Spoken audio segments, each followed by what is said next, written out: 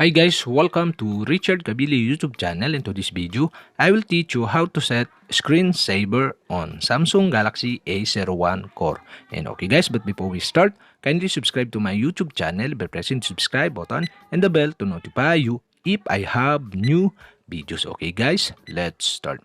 So okay guys, you'll have to do is go to setting in your Samsung Galaxy A01 Core and settings, go to display.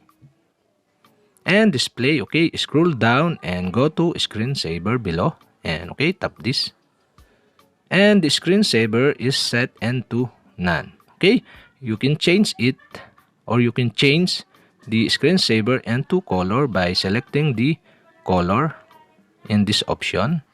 And okay guys, if this select the color, okay, show a screensaver after the screen turns off automatically while your phone is charging.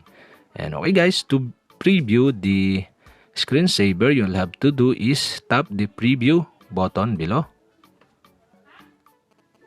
And that's it. This is the screensaver color on my Samsung Galaxy A01 Core. And okay guys, so I decide to change it into none.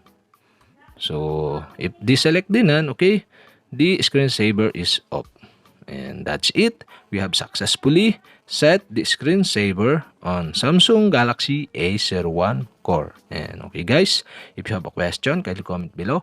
And don't forget to hit the subscribe button and the bell to notify you if I have new videos. Okay guys, thank you for watching.